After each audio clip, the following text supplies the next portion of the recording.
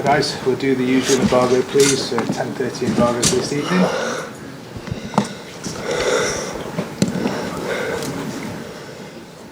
If I could ask for your name and organisation before your question please. Good afternoon, Pep. Ben Ransom, Sky Sports News. Raheem Sterling had to pull out of the England squad with a back injury. Can you give us an update on his condition? Is he fit for the weekend? How has he been in training? He's fit, yeah. And how has he been in training? Last day is better.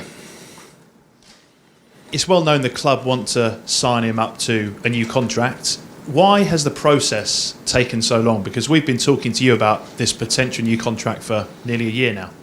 About Raheem? Yeah.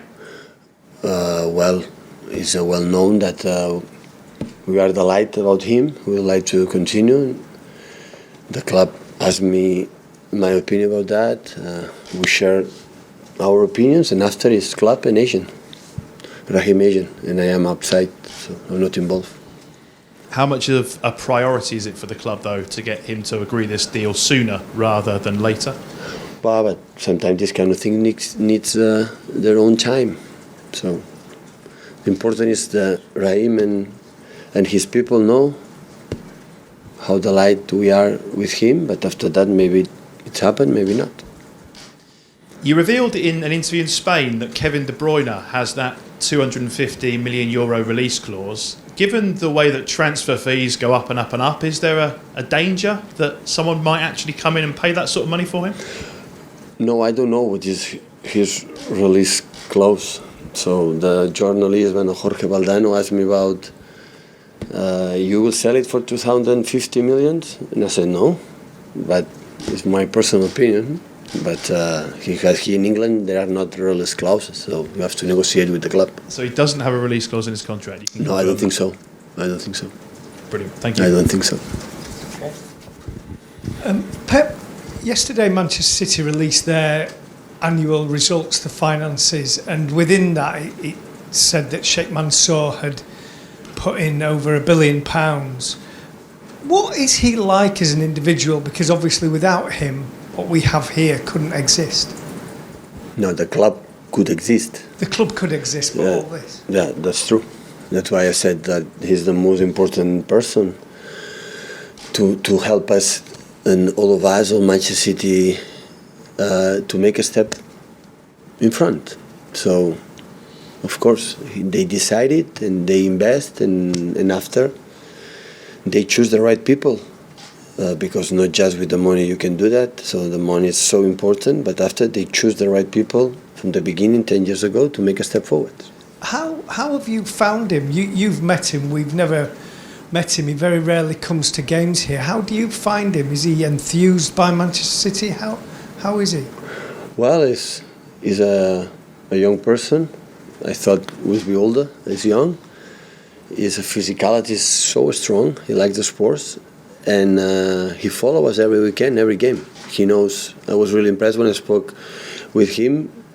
He knew absolutely everything. He knows absolutely everything of what happened here, the team, the way we play, or what happened in the club. He's involved. Does he get in touch with you even when you don't go to Abu Dhabi, or just when you go to Abu Dhabi? I am always in touch with Khaldoon, with our chairman. With him, I am quite in touch every weekend, 2, 3 times. But with Sheikh Mansour, no.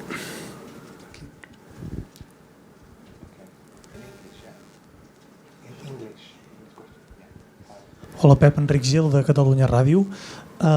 What do you think about some games can be played in another country?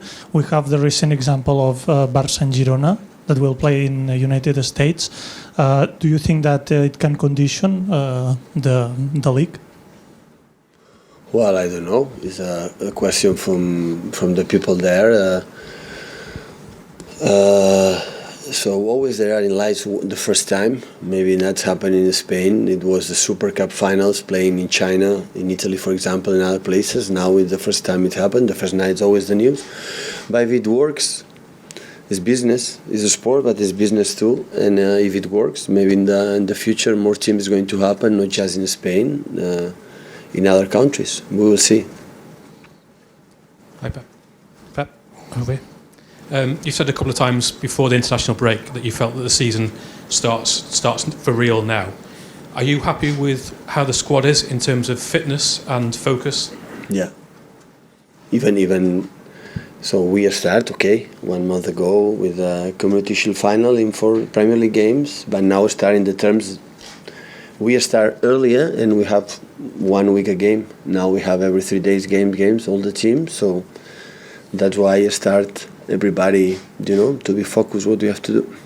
Does anything change in training? Is it more intense, or is it the same as it was at the start of the season? Or? Well, when we have 1 week, you have more time to training, to prepare, to talk, especially not for the immediate future, so for anticipating what's going to happen in the next month when you don't have time to work too much. So now when you play every 3 or 4 days, it's regeneration and prepare the game. So less training session and be ready for the game.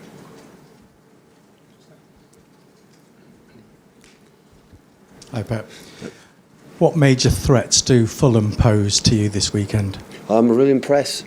I was delighted watching them because I had 2 weeks. Normally when you have just 3-4 days, we don't have too much time to watch our opponents. But in this case, we were 2 weeks. I had time.